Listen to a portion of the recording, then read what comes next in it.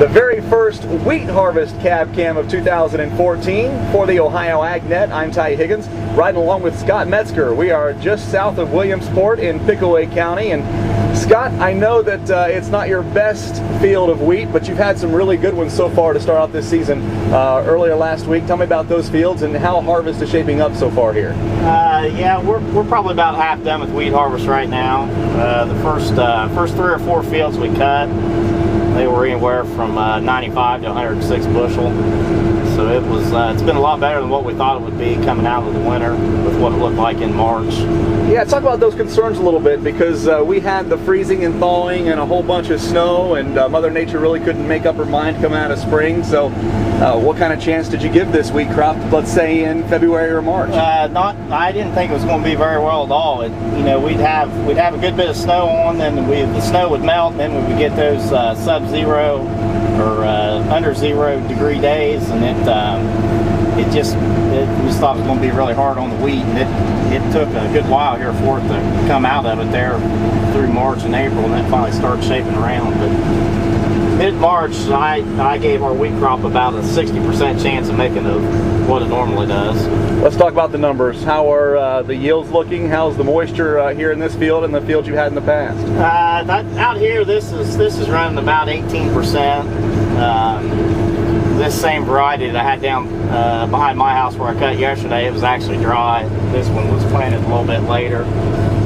The yields out here aren't the greatest. They're running in the mid-80s, but this field's going to get tiled. That was why it was sown in the wheat. So out here 80s is pretty good on this, but our goal year in and year out is to be in that 100 bushel range with what we're doing to the wheat and how we're spraying it and treating it and everything. So you mentioned the tiling going to happen in this field after you're done, but you're also going to put beans in this field and all the other wheat fields as well. A little double crop action. Yeah, we'll double crop right behind the combine here when we can, and even this field we'll go ahead and do it.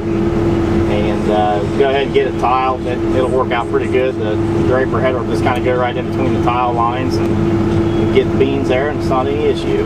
You've had the corn and beans in here for a couple of weeks. Talk about that planting progress and how things are looking as we get into the middle of summer. Well, right now everything looks here pretty good. We finished everything. Finished the corn right before Memorial Day, and beans right there the 1st of June. Our corn crop looks really good right now. Another 2 weeks without rain, that may be a different story. Beans are starting to grow and come along. Right in through here, we've had probably 2.5 inches of rain this last week. So you go south and north of here, and they didn't get as much, and stuff looks a little bit different. But overall, right in this area, I think stuff looks about as good as it can for right now.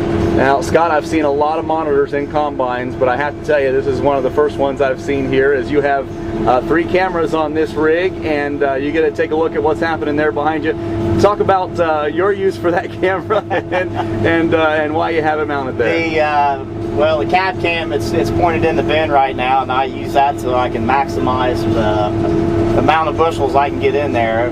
It's got the alarm goes off when it's full, but you can put about another 40 or 50 bushel in there. So I have the camera set right on there, and I know right when it's about ready to run over. And then I also use it for a more practical purpose when we're moving down the road. I've got the camera set up on the back to see traffic behind me.